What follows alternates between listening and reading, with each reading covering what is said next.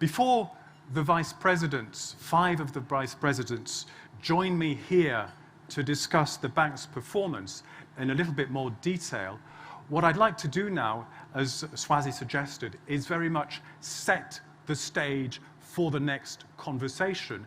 And in particular, what I'd like to do is explain how the bank thinks about the notion of performance. At the African Development Bank, we don't measure our performance by the money we spend, and I say that looking at Hassatu straight in the eye. We measure our performance by the lasting changes we bring to the lives of the people across the continent. And to give you a better sense of the extent of the bank's activities across the continent, have a close look. Sorry, could I have the presentation, please? Have a close look at this map.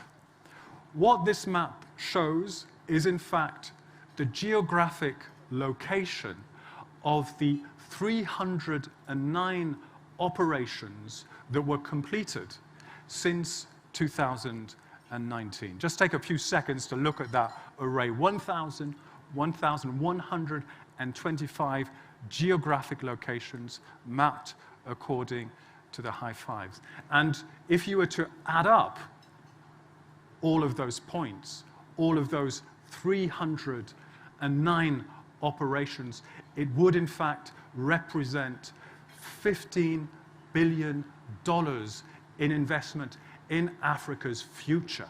That's an important point. But we're not here to talk about money.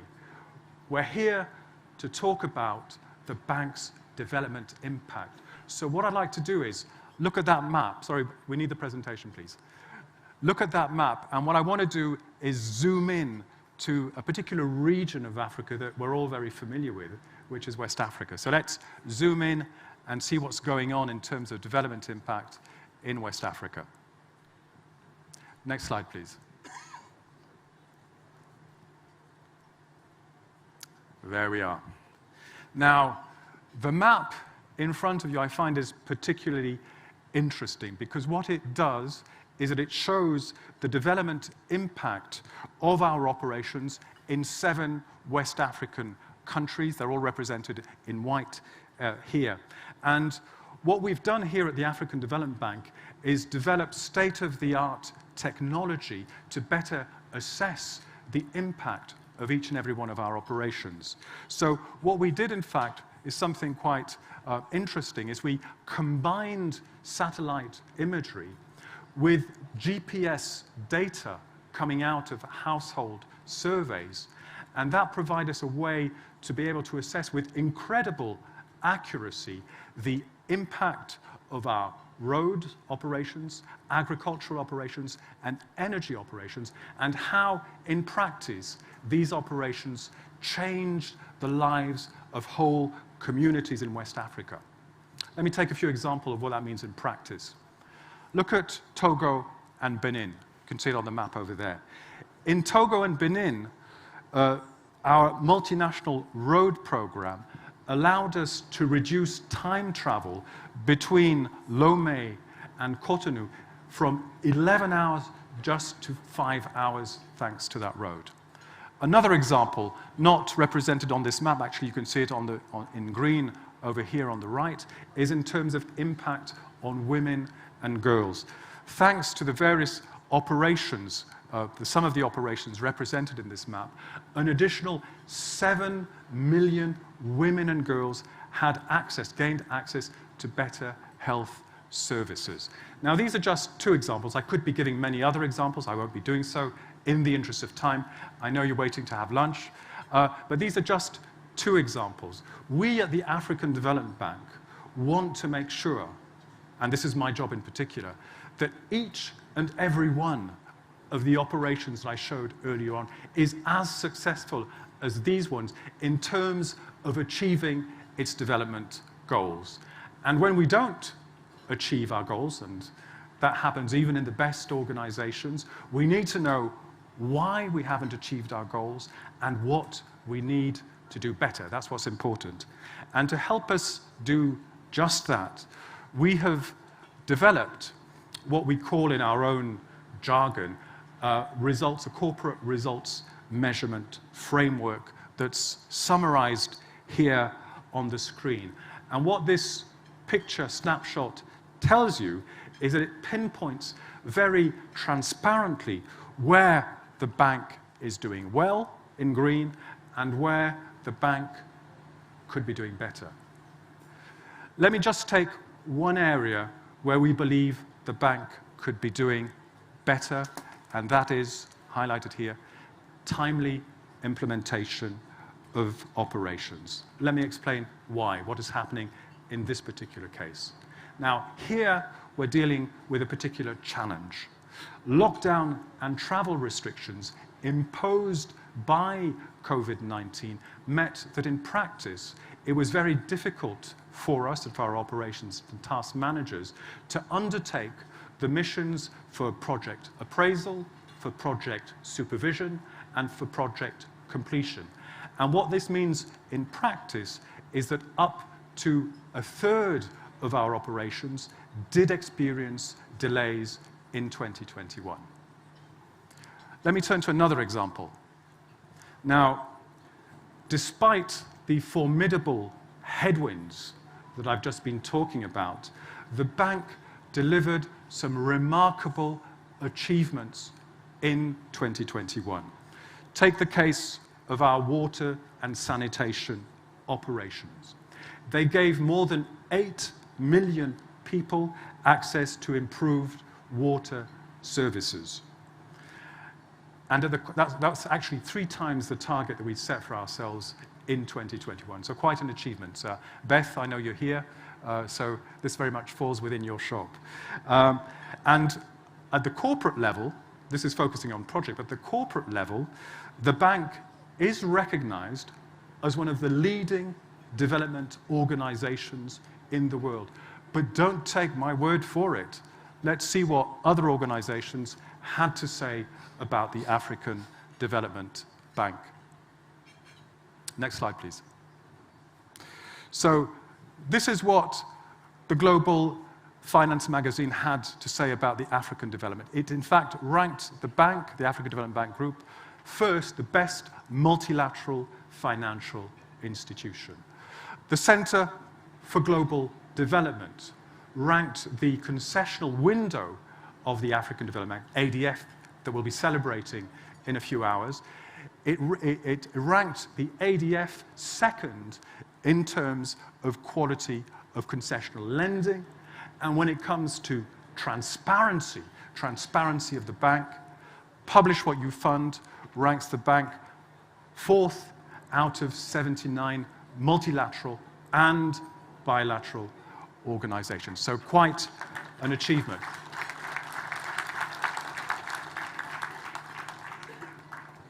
Now you'll find these and many other examples how the bank holds itself accountable for its performance in this year's edition of the Annual Development Effectiveness Review.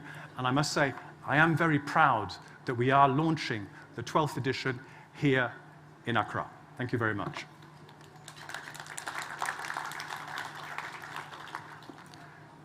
I think that now that we have set the stage, let's really shift gear and go straight to the heart of the matter to discuss in greater detail the bank's financial and development performance.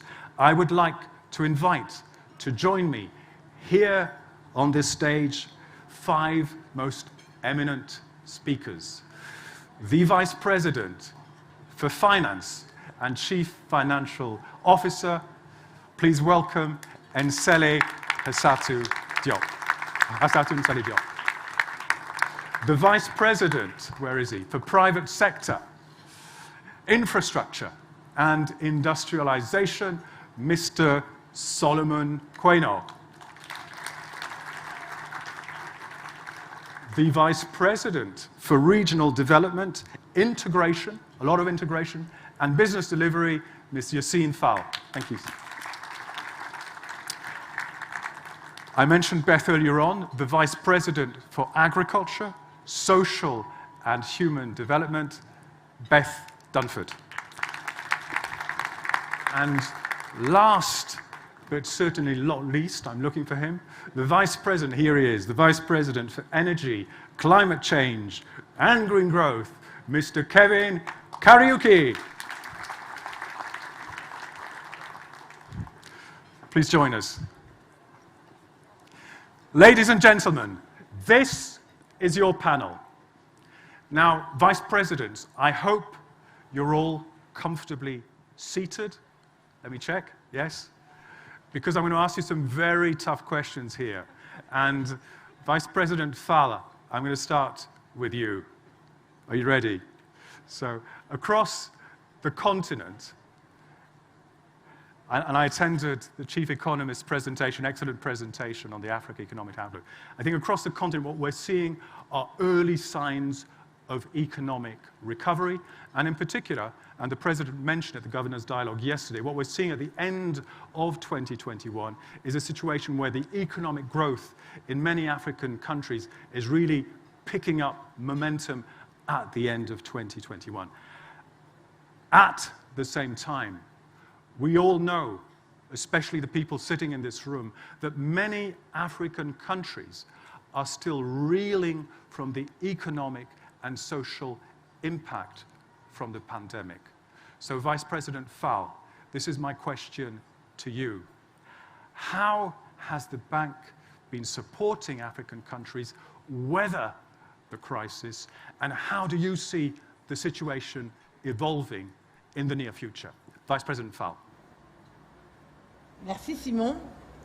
Avant de parler du rôle de la banque, je crois qu'il faut parler des actions remarquables que les gouvernements africains ont prises face à la crise. Before talking about the AfDB's role, it is important to mention the very remarkable actions that different African governments have put in place during the COVID pandemic crisis. They reinforced their public health care, they made budget efforts like never before, as well as special welfare programs for the poorest to face the pandemic. Face à la pandémie. Et pour ce qui est de la banque, dès avril 2020, regarding the AfDB, from April 2020, thanks to the incredible support from our board, we put in place a rapid response with a special financial facility. Thanks to this, $4 billion was deployed to African countries to support their national budgets. Auprès des pays africains pour soutenir notamment leurs budgets nationaux soumis à rude épreuve. And concretely, what does that mean, Mrs. Vice President? Est-ce que je peux vous demander, pardon, à tous, peut-être vous rapprocher de vos microphones parce qu'on ne vous entend pas toujours très bien au fond de la salle et je crois que c'est très important que tout le monde vous entende très clairement parce que ce que vous avez à dire est particulièrement intéressant. Donc concrètement sur les résultats qui ont été attendus dans les pays qui ont bénéficié du CRF. Eh bien, ça veut dire très concrètement que dans des pays comme le Malawi, le Sénégal, Concretely, in countries like Senegal, Malawi, and the Ivory Coast, governments have been able to subsidize water and electricity bills for most affected parts of their population. In those countries, 1 million households benefited from this exceptional support. Also, in Sierra Leone, for example, 11,000 healthcare agents used our support for special COVID interventions. Ont bénéficié d'appui de la banque en matière pour pouvoir subvenir Regarding the private sector, through the bank's actions, 300,000 small to medium enterprises got help when their activities had to temporarily or fully stop due to the pandemic. This was done through credit facilities, among other support. I could mention more examples like this for a while. Basically, the bank's support to our member states was very quick. De leurs activités et en particulier grâce à des garanties de crédit. Je pourrais aller donner d'autres exemples dans d'autres régions. En fait, la banque est intervenue très tôt, très vite et très fortement pour soutenir nos pays membres face à la pandémie Covid-19. Merci beaucoup, Madame la Vice-Présidente. Vice President Dunford, I'd like to turn to you for my next question. I think we've heard some quite impressive achievements of how the bank has been supporting African government, African countries, and, as the Vice President just said, supporting the African private sector in terms of weathering this crisis. Now, just as one crisis seems to be receding, it looks like another global crisis, a food crisis, is rearing its ugly head. So my question to you is this: how prepared is Africa to deal with this new crisis, or even avert the crisis? And more importantly, what is the bank going to do about it? Vice President Dunford. Thanks. Thank you so much for this question. And you know, millions of Africans go to bed hungry every night, and this unacceptable level of food insecurity is on the rise due to the war in Ukraine. And this war has exposed Africa's vulnerability because of its heavy dependence on imports to meet basic needs. So we're seeing a 20 to 50% price increase in basic staples. Fertilizer prices increase by 200 to 300%. And this crisis, of course, is made worse because it is on the heels of the COVID-19 pandemic, in the face of climate change and other shocks. But this is not the first food price crisis that we've faced. This one is worse, but this one is different because we are better prepared to meet this challenge. And it's because we have been investing in agriculture. And in particular, we've invested in new technologies that really help farmers to increase their own productivity, even in the face of climate change. So these new climate-smart technologies that we didn't have a decade ago, we didn't have 5 years ago, are transformative, but they are not getting out to farmers at the scale that we need. And so our Technologies for African Agricultural Transformation Program, largely funded by ADF, is working to fix just this. To provide an example of TAT's work in Ethiopia, where we saw a country that is dependent on wheat imports, 1.6 million metric tons of costly wheat imports every year. This is before the price crisis. We've been able to turn that around by really accelerating the dissemination, the production of these new technologies, so farmers could plant, for example, heat-tolerant wheat in areas where they couldn't plant before because it was too hot or it was too marginal. So now they can plant, increase their yields, and then be able, and this has been planted in over 600,000 hectares. And as our president has said, he's been told by the Prime Minister of Ethiopia that this year they will not be importing wheat and expect to export wheat in the coming year. So that type of revolutionary change really, really quickly over the course of very few short years is what we're looking to scale up in the new facility, the $1.5 billion Africa Emergency Food Production Facility that aims to reach 20 million farmers with improved technologies and inputs they need to produce 38 million metric tons to really mitigate this crisis now and really lay the foundation for increased production on the continent over the long term. Thank you. Thank you, Vice President Dunford. That was fascinating, especially I think the potential impact of initiatives like the TAC is really very impressive. Let me now turn to you, Vice President Nsele. You are, as I mentioned earlier on, the Vice President for Finance and also the Chief Financial Officer. So far, our conversation has really focused around some issues of development challenges. We've just heard from Beth about the particular challenge in Africa and the food crisis. But as we said earlier on, there is no development without development finance. In the audience today, we have quite a few ministers of economy and finance. And I know that one question that is at the very top of their minds, and not only their minds, is the health of the bank's finance. What can you tell us about the financial performance in 2021?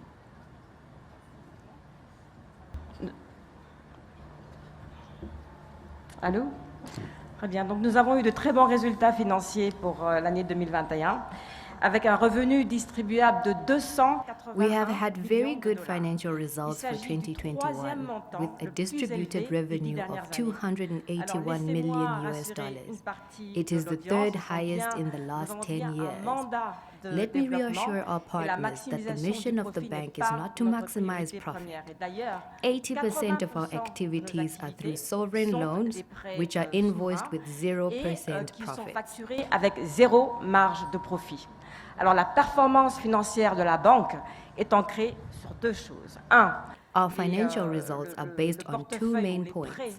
One, the loans we give to the private sector, and two, our treasury portfolio performance. The Board of Governors has just approved the revenue distribution of the bank. We will keep 70% of our revenue to support our activities, and 30% will be distributed through the African Development Fund, as you just mentioned, which celebrates 50 years this year, and also to finance key initiatives for the development of the continent. Et pour également financer des initiatives clés pour le développement du continent. Alors vous serez peut-être surpris de savoir que durant ces 10 dernières années, you will maybe be surprised that over the past 10 years, the bank has realized accumulated profit of $2.5 billion. It is not very far from the $3.6 billion that our shareholders granted us during the 6th capital increase exercise in 2010. Half of this $2.5 billion profit has been distributed towards Africa's development. We can see that there is a balance between our goals and the sustainability of our institution. Entre le développement d'effectiveness et la soutenabilité financière de l'institution. Mais rassurez-moi tout de suite, vice-présidente Nsele. Donc concernant la santé financière de la banque, tout est impeccable. Elle est très bonne. Elle est très bonne. Vous en doutiez? Merci. À aucun moment. Vice President Karuka, I'd like to turn to you for the next question. I know that only a few months ago you were one of Africa's proud standard bearers at COP26 in Glasgow, and I'm particularly glad we've also got Minister Andrew Mitchell with us here at the table. And I also know that in a few months, only a few months, you will be heading to the COP27 in Egypt. So my question to you is this: what did you take away from the Glasgow, and what do you expect to bring to the table in Cairo? Yeah, so from a bank perspective, there were three major outcomes from COP26, and not in any particular order.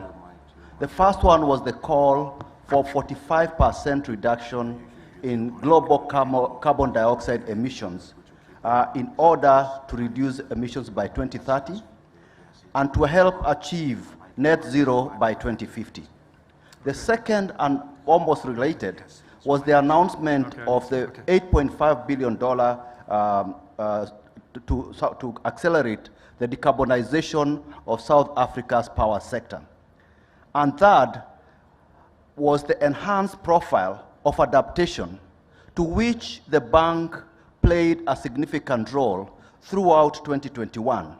And this led to many developed nations committing to at least doubling their provision of adaptation finance. Looking forward to Sharm el-Sheikh in Egypt, COP27 offers a genuine opportunity to engender trust between developed nations and developing countries through the translation of commitments into tangible actions, such as the transparent progress in mobilizing the $100 billion per year pledged by developed nations. On its part, the bank last year allocated 41% of its investments as climate finance, exceeding the 40% target, and has since COP26 mobilized over $1 billion for the Desert to Power, which is truly transformative.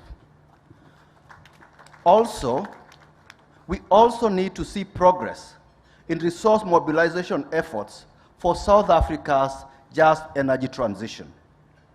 For example, the bank will concretize by COP27 an innovative financing mechanism for mobilizing up to or more than $40 billion for South Africa's just energy transition, with minimum impact on the country's fiscus.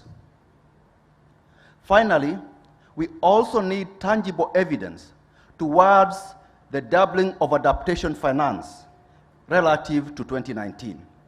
Here, the bank continued to raise the profile on adaptation and recorded 67% adaptation finance in 2021.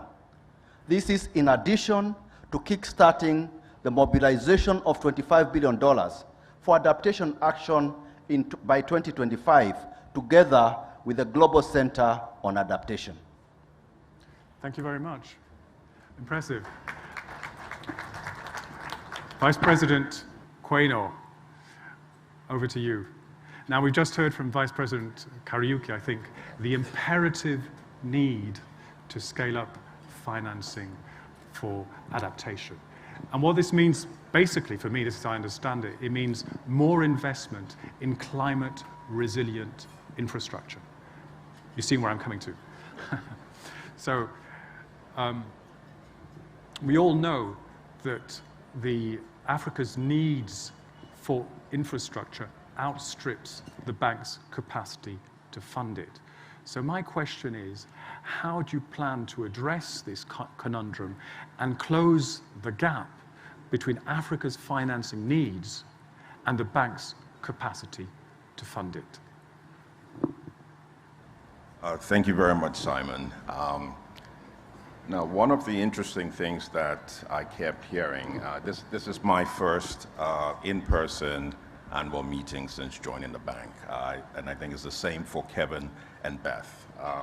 Hassatu and Yassine are old-timers, more expert at this. But one of the things we kept hearing at the board when we joined is, this is the infrastructure bank of Africa.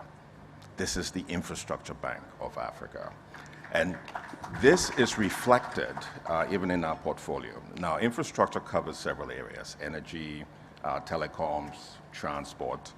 But I think when it comes to that point, not only is it energy and also renewable and resilient energy, but it's also really about road infrastructure, bridge infrastructure, multimodal transport infrastructure. And I began to have a better appreciation of the fact that 25% of our portfolio is actually in the transport infrastructure space. But one of the surprising evidence that I saw recently came from the Center for Global Development, that actually looked at infrastructure finance that mobilizes private sector participation over a long period, 2007 to 2020. And guess what?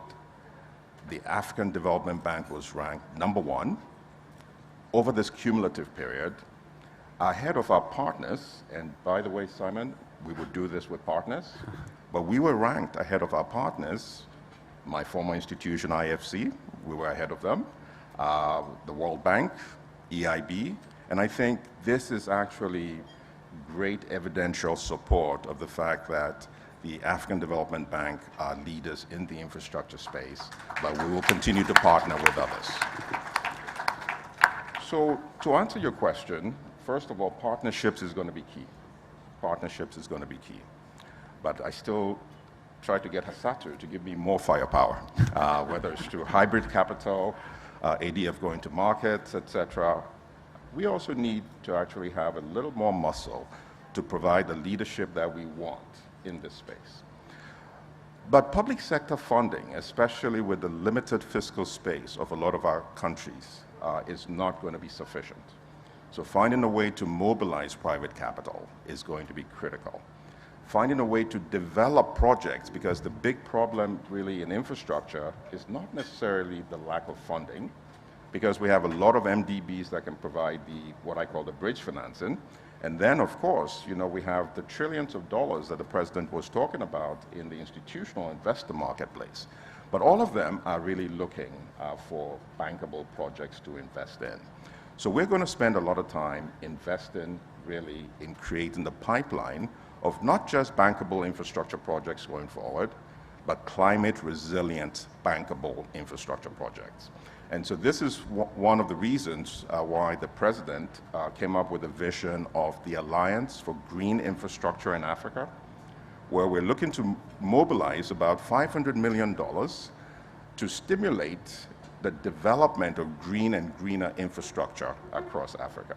We have to be deliberate about this because it's not going to happen by accident. This sort of fund is what is going to make, true, for example, the Lagos-Abidjan highway. I mean, this is a highway that really connects 5 different countries, but it's more than a highway. It's an economic corridor. And this begins to feed into really the way we look at infrastructure.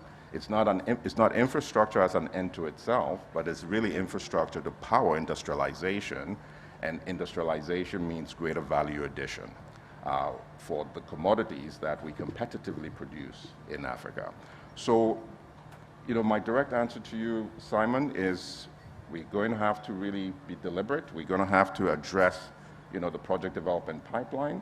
I need Hassatu to continue to raise more capital for us to provide the right leadership, but we would only do this with partners, other MDBs, but ultimately we will crowd in the private sector, both in terms of strategic operators, but also institutional investors who have significant capital that we can bring to Africa's infrastructure development. Thank you. Thank you very much, Solomon. And let me reassure you straight away, I will be grilling Vice President Assede in terms of our capacity to fund Africa's growth in just a minute. But before that, I want to come back to you, Vice President Fall. Now, I've often heard President Adesina talk about the triangle of disaster. In other words, the complicated nexus that links together poverty, high unemployment, and in particular, the climate crisis. And this nexus, as we know, fuels in turn migration and greater insecurity. So, Vice President Fall, my question to you is this. What critical path is available to African countries to break free from that triangle of disaster?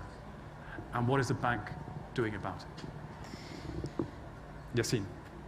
Triangle of disaster, le triangle de la catastrophe. Ça veut dire insécurité, comme vous l'avez dit, Simon, absence d'emploi. In the region of the Mano River, a road transport project, an inclusive ecosystem towards women trading across borders. Our president mentions this often as a key component of Africa's development. In this region, Mano River, we are looking at connecting people, maintaining the peace, and boosting the economic activity of the region, mainly for wealth creation. Those projects are essential for stopping the crisis from expanding from Sahel to the West African coast. In the Horn of Africa, our support for transformation goes to agriculture, environment, energy, social welfare. Our resilience program for food security, one of our recently approved programs, is aimed at increasing the livestock production by 30%, benefiting 3 million farmers who will have access to innovative agricultural techniques, for example, the TAAT. Our priority is also looking at strategic partnerships towards humanitarian development and peace consolidation. Finally, on the financial side, we are presently working on a special investment bond for security purposes and to mobilize the capital markets towards this purpose. This financial tool will have a great potential for us to get out of this triangle of disaster. I want to redo that. Finally, on the financial side, we are presently working on special investment bonds for security purposes and to mobilize the capital markets towards this purpose. This financial tool will have a great potential to get out of this triangle of disaster. Dans cette région du fleuve Mano, nous cherchons à connecter les gens, In the region of the Mano consolider la paix River, a existante road transport et project, accélérer la an inclusive transformation ecosystem économique towards de la région women trading principalement, across borders. créer des richesses. Our Et president ces mentions this projets often as sont a key essentiels component pour of Africa's empêcher development. l'extension de la crise In de la this zone region, G5 Mano River, Sahel we are vers looking les at pays côtiers connecting de l'Afrique people, de l'Ouest. maintaining the peace, and boosting Dans la the Corne de economic l'Afrique, activity of the region, nos mainly interventions for wealth transformatrices creation. sont dans l'agriculture, Those projects are essential l'environnement, for stopping the crisis l'énergie from et le secteur expanding social. from Sahel Comme les to the programmes West de African coast. renforcement de la résilience alimentaire et nutritionnelle qu'évoquait Bess tout à l'heure.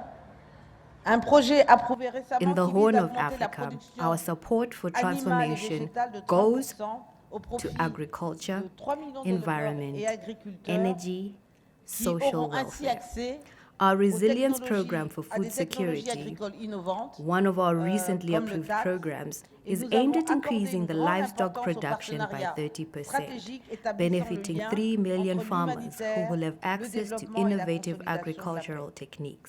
For Enfin, example, the sur le plan TAAT.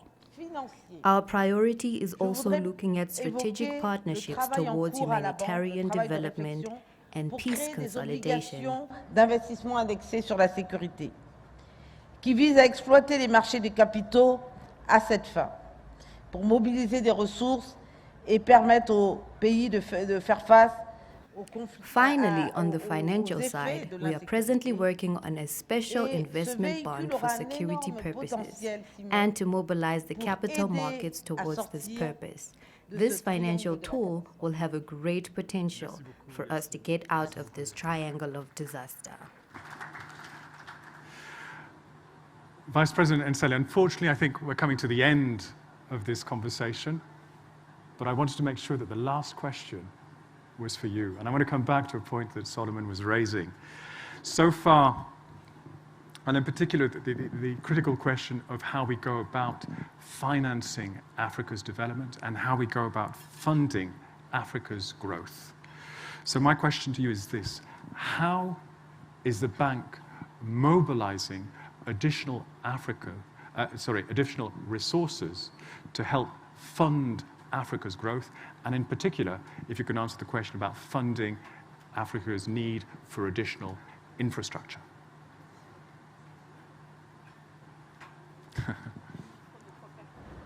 Faut l'allumer, je crois. C'est bon?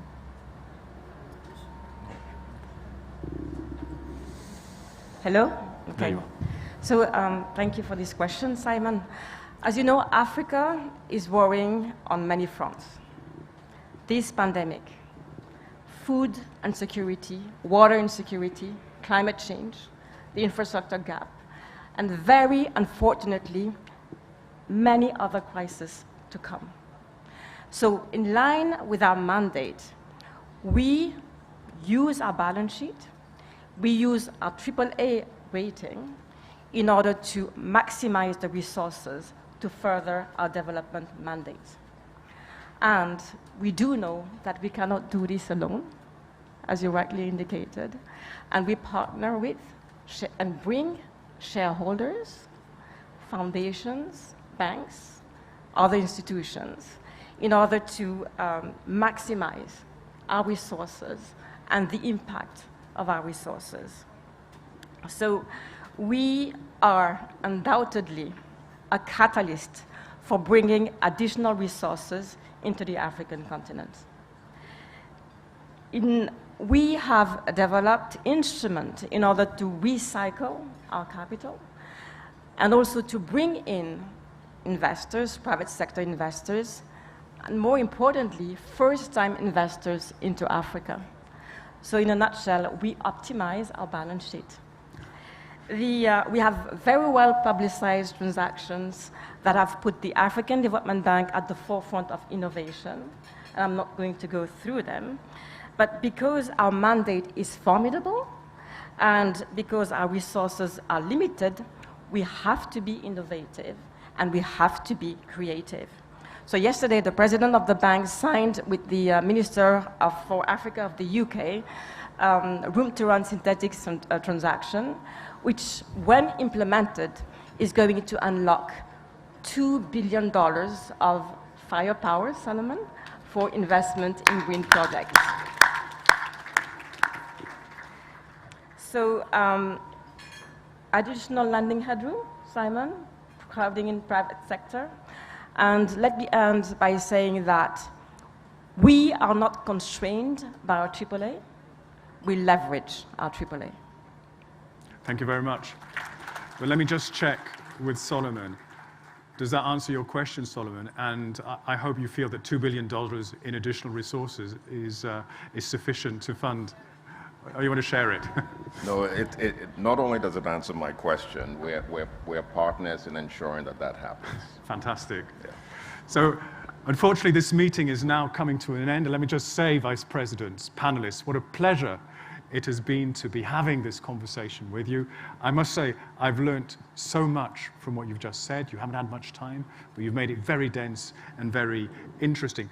But I'm not going to let you go without asking you one last question.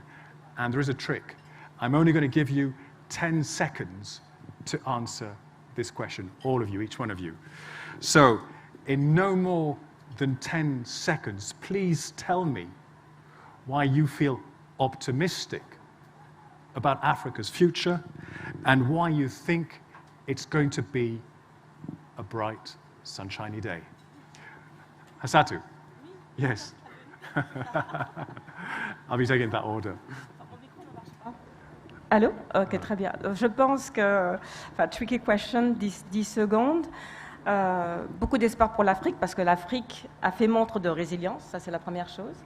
Et beaucoup d'attention portée sur les femmes, sur l'autonomisation des femmes. Et pour moi, une Afrique qui gagne, c'est une Afrique qui est portée par les femmes. Parfait. Merci. Solomon?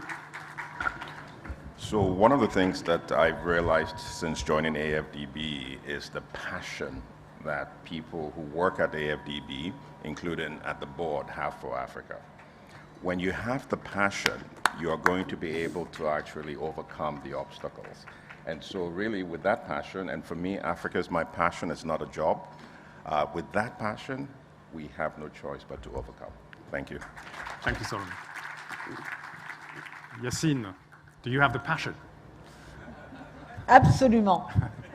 Nous sommes une nation africaine pour renforcer leur résilience et affronter tous les défis, qu'ils soient de la sécurité, du développement et du progrès économique et social. Merci beaucoup, Yacine. Vice President Dunford, reasons to be optimistic. There are many. There are so many reasons to be optimistic.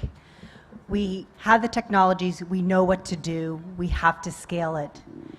And importantly, why I'm really optimistic is that we're really getting very innovative of how to get financing and technical assistance in the hands of women and youth to bring their drive, their creativity, and their knowledge to really fueling the businesses and the economies of Africa going forward. Thank you, Beth. Mr. Kevin Kariuki, you have the last word. Thank you. For me, what gives me a lot of hope for Africa is Africa's abundant energy resources. For example, Africa has 40% of global solar potential, of which less than 1% has been harnessed. So this is the energy that will be harnessed for a green and sustainable trajectory for the African continent. I thank you.